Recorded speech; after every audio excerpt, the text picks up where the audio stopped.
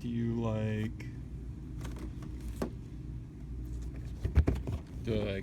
this?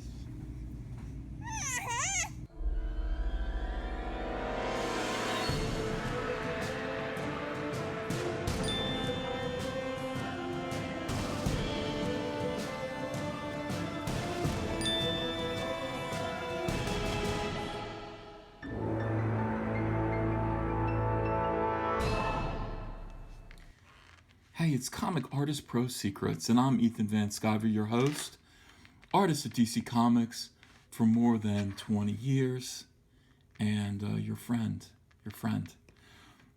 This is Superman Batman number 30. This was around 2006. This was the hottest book in the world. Ed McGuinness had worked on the first arc, and I think he launched the book. And then they had Michael Turner come in and do the return of Supergirl in this book, and that was super hot. And then I came on board with the new writer, Jeff Loeb left, and recommended this fellow, Mark Verheiden.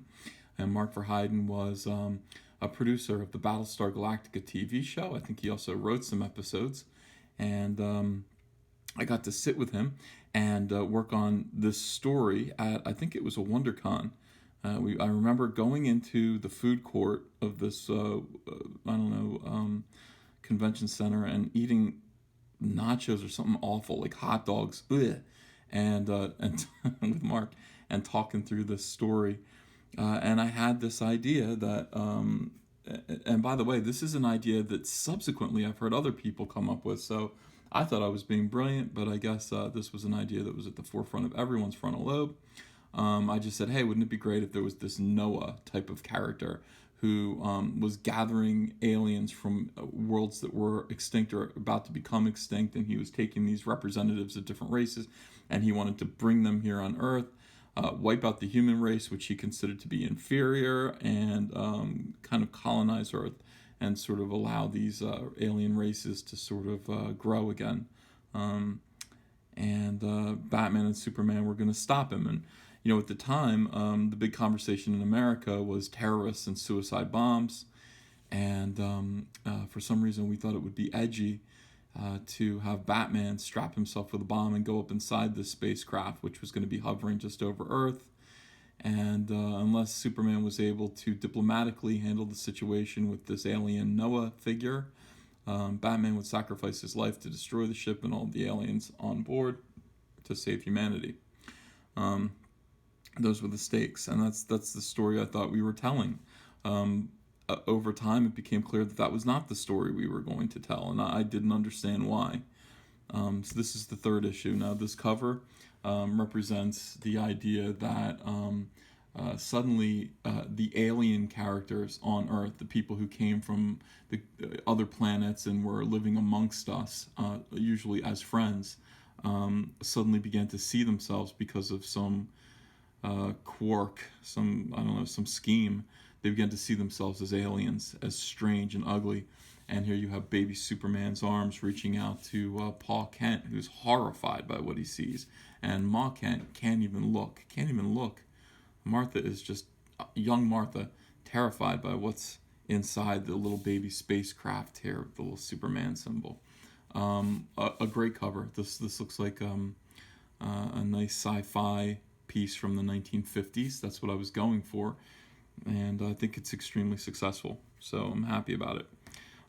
However, we open the book and we see that this same scene begins this chapter, and the idea was to pull back and then see alien spacecraft out the window, but I don't know. It wasn't happening. I didn't know what was going on. We pick up where we left off. Kilowog shows up and he's got his foot on Superman's head, and he is not the best looking Kilowog I've ever drawn. I think I was looking at Rebirth number 2 and going off in a very strange direction. Look at his face. He's just a little too ugly for our Kilowog. And he blasts the hell out of Superman. He punts him. That's pretty cute. I like that. And then suddenly he's on top of him, rubbing his head and saying, I know you know that you're a monster. And we have this nice splash page of Superman looking into a puddle of liquid and seeing his own reflection, and he is a monster. And Kilowog's like, yeah, that's right. You're not human. You're not special. You're not handsome. You ain't no George Reeves. You ain't Christopher Reeve. Yeah, ugly. He's like, no. That's what you say. No. You know, I rarely see a word balloon that says yes. Inker Marlo Alquiza. So I wasn't even inking this. Somebody else was. Marlo's a good inker. Guy Major, colorist. Yeah, not Moose Bauman. Here we have Superman recollecting somehow his infancy as his spaceship hurtles from Krypton after Krypton exploded. Yeah, I don't know. People talk about that and say, well, yeah, it's a kind of climate change parable. Nah, it just seems like the planet was going to explode. I don't know. Not a lot you can do about that except for leave the planet. We have Kilowog continuing to torture Superman, who is now misremembering his origin story. And yeah, look at him. Oh, he can't take it. Batman shows up. Look how big Batman's eyes are here. I'm very influenced by the Batman animated series. I think I had just watched it and said, I'm going to make his eyes bigger. And Superman's like, look, I'm tired of being a weirdo to you, normal human. This is pretty good. I like this panel. And he grabs him by the neck and he lifts him up. He's like, tell me, do you bleed? No, I think I got that wrong. But it's something like that. And Kilowog's cheering him on. It's very weird. It's very un-Kilowog. It also looks like he's wearing another ring on his hand. I don't know why. Is that Hal Jordan's ring? Mysteries abound. Alright, so tosses Batman aside like a paper doll. That's pretty good too. This isn't bad. I remember this book frustrating me because it was like 3 panels per page, and it seemed like it continued to go like this. It was like everything was okay. Introduce a conflict, introduce our characters, react to it, and then explosion. Like that's what these 3 panels constantly were, and it was making me a little cuckoo. Here's Kilowog being flown into space by Superman. Pretty good shot by Kilowog here by me, above the Earth. We've got Batman with his beautiful bat cape, trying to make sure Hal Jordan's okay. Hal's like, I don't really need your help, Batman. And this isn't like Kilowog. Might be the best page in the book here. Batman floating down into the Batcave, landing, taking off his hood, and yeah, have a drink. And he says, no, I don't drink in here. He says, no, the drink's for me. Alfred does drink. He likes bourbon. And yeah, gets a message from Commissioner Gordon, and he's on his way. Yeah, that's kind of cool. I mean, this is Luthor Tower. It's a nice drawing of Luthor Tower. This was when DC Comics had Metropolis all mapped out. Like, they had artists who did the entire city, and if you wanted to draw Luthor Tower, you had to use that reference because it was there, and you tried to use the buildings that were around it, and they were really trying to make Metropolis feel like a real place, which is one of those kind of endeavors that is interesting only to a very small audience who will appreciate it. Most people, most of the creators will be either frustrated by having to stick to such a rigid guideline for an imaginary city, and most readers will be like, not even notice it. If you're going to draw Manhattan, you need to have the Empire State Building, you need to have the Flatiron Building, you need to have, a few recognizable buildings, but other than that, go wild. It's like just make things up. It's not necessary to stick to any plan. And although this was neat, it was neat to have the reference. It was also a little bit stifling. So Lex Luthor looks up. This is a pretty good panel here. Batman's looking down. It's very Scott McDaniel of me. I think that's what I was thinking of. I didn't even know Lex Luthor was in this. And he talks to Batman about the cosmos. And then suddenly, who shows up? Plastic Man. Now listen to me. I love Plastic Man, and everybody knows I like Plastic Man. There was a real sense that Plastic Man was shoehorned into this book last minute. People were asking me, hey, what do you want to draw? And I said, well, I want to draw Plastic Man. And then suddenly, Plastic Man, who is not an alien, okay, and he's not related to Superman or Batman, except in that he's in the Justice League, and so is almost everyone, he didn't belong in this book. Now, I appreciated the opportunity to draw him, but I was also kind of like, it was like a child who was being given every single thing that they asked for. It makes the child grumpy. My attitude about getting to draw Plastic Man here was, wait a second, why am I getting to draw Plastic Man? He doesn't belong in this story. And you guys must think that I need to draw Plastic Man or I'm going to throw a fit. I don't. I'm here to tell this story here. So it started to get a little wonky.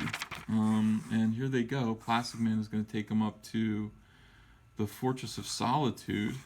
A nice shot of Plastic Man being a parachute. And this, at the time, I had ideas for Plastic Man that involved him using his plastic powers more as a way to spy and to conceal himself. He wouldn't really, or change his identity, change his face. I didn't like the idea of him being ridiculous and changing shape into like an airplane or even a parachute here, even though this is more of a practical thing. I was like, okay, well, this isn't going to be my Plastic Man. This is just going to be my Plastic Man. You understand the difference? It's like I'm just going to draw the classic Plastic Man. And we'll have things like this. Fortress of Solitude, not very well drawn. Just, give me a break. It's an easy page. And another one, Superman fighting Kilowog. We have Alfred still writing in his diary. And, the most interesting thing here is the moon. This trail is kind of nice. But, this page must have taken 4 hours tops. Not very long. And this is all very familiar. It's just right out of Green Lantern Rebirth, where a little trail hits the moon, and now Kilowog and Superman are fighting on the moon. And I don't know why, because this is the 3rd issue, and we're still not aware of the conflict or why this is happening. Okay, cool. So Plastic Man and Batman are, look at Batman all geared up. He's got a little fur collar there. That's nice. It's pretty. And headed out to the Fortress of Solitude. It scans his retinas and lets them both in, and then all of a sudden, Starfire, what the hell? Okay, Starfire. And this is one of the nicer shots of Plastic Man that I drew. Let's look at that for a minute. Let's ignore the story and just look at that nice shot of Plastic Man. Great. I was meant to draw him. People say, yeah, but his stuff is so dark and he's more too realistic. He's not cartoon. No, I love this guy. I was meant to draw him. Batman's talking to Starfire. And then, again, it's like Starfire, and then boom, explosion, and now Plastic Man is covered in black rock. And then on the moon,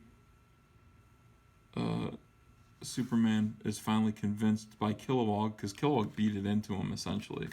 Nice shot of Superman's face saying, I'm not human, now the Earth belongs to whoever's strong enough to take it.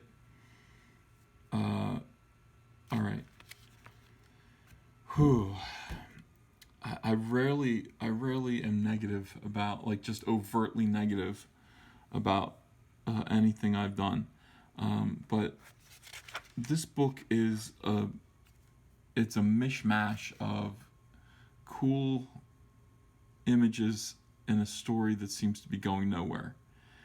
And at this point, I remember feeling like, I'm just going to keep drawing this. I'm not going to put too much of my soul into it because I don't think it's going the way that I wanted it to go. And I feel kind of depressed about that, and also a little bit like left out. Like, what kind of conversations are going on behind the scenes that are leading them to put Plastic Man in this book, and then Starfire, Starfire, I like her. I just, I don't know. I don't know why she's an alien. That's true. It was just very, very odd. And in the meantime, this book had spawned a very successful toy line. So every time a new chapter, a new story arc happened, DC Direct Toys would ask the artist to do turnarounds for 4 characters from the story arc, per toy line. And they approached me about it, and it was a lot of fun because I got to do a Despero toy. Here it is. And you can see it's got my artwork at the top here. Superman, Batman, Enemies Among Us. That was the name of the story arc. And here's Despero. Kind of neat. And I did full turnarounds for Despero. Full turnarounds for Superman. And here is, very strangely, if you wanted to just act out the scene where Superman sees his head in a puddle and hallucinates that it's alien, you can replace his head. Let's see how this looks compared to my drawing. Okay, so you got that, and then that. It's pretty good. It's pretty good job there. So you're able to do that if you want. I don't know why you would, because it doesn't really mean anything. Superman's face seems to be lifted from. Looks like it's lifted right from this image here, except he's not smiling. He looks angry. But you see this eyebrow on the one side is raised higher, so I think it was kind of like they took that face, or maybe I did. I don't remember if I did turnarounds for the Superman. I feel like I did though. All right, so there. And then this was a big one. Here is Hal Jordan by me, and yeah, and look, he's got the symbol coming off of his chest. I think this was the only toy that did that. The only version of Hal that did that. He has a big fist here. Now, that's not what I wanted to do. My idea for this toy was I wanted a very thin, like kind of bendy plastic, clear green wire. Maybe 3 of them of varying widths, okay, thicknesses, that would all plug into his ring hand here, so you could stick that wire in there. And then at the end of the wire, I had 4 or 5 different constructs that you could attach to that end of the wire. So it looks like he would be making a boxing glove. He'd be making, this or that. I can't remember all the things that I had. But I thought that would be more interactive and more fun. They ended up saying no, too expensive, so we're just going to do this fist. But they did do the raised symbol on the chest, and I was very happy about that. So there's number 3. And last, and definitely not least, one of the best Batman figures ever made by DC Direct, and this was a turnaround by me. They reused the sculpt and repainted it many, many times for different sets, like Batman sets. And you can see, look at his cape. He's got the Batwing cape that I designed, complete with the thumb kind of spikes here, and really, really like good face, long ears, and it looks exactly like my Batman. Very, very happy with this toy. And this was, look, these toys were the best thing to come from this experience, because the book wasn't working out. Now, I was not one to complain. I think I kind of muttered to myself, but I never said, hey, what the hell is this? I just kind of kept working, because that's what I do. And all of a sudden, Geoff Johns called me and said, as if by a miracle, the angelic, Geoff Johns said, hey, I need you off of this book, because I need you back on a Green Lantern project. And I said, oh, cool, what is it? And he said, it's called Sinestro Corps War. So they pulled me off of this 3 issues in. Another artist came on board, I think it was Matthew Clark, and finished out the run. And you know, you can go read it if you want. But it was a good move to step off of this to go do Sinestro Corps. And Jeff has done that to me at least 3 times that I can think of, where I was right in the middle of something and he pulled me off of it to go do something much, much better that he was planning. I've always been grateful every time, although it leaves these kind of holes in my career. Like, it would have been nice, even though I wasn't digging this, it would have been nice to finish all 6 issues and just have a complete story by me. But I was not having fun, so it was time to go bye-bye. And that's what we're going to do here. We're going to go bye-bye. This was the last commentary track for Superman, Batman, Enemies Among Us. And I appreciate your listening. You can find the other 2 on my channel as well. Hey, listen, do me a favor, support this channel. Subscribe to it. We need subscribers. I need more people interested in helping grow this channel and growing the idea of conversation and talk about comics. Less talk about division, more talk about the behind-the-scenes aspects of producing comic books and learning to draw, and talking to other professionals about what their experiences have been in the comic book industry.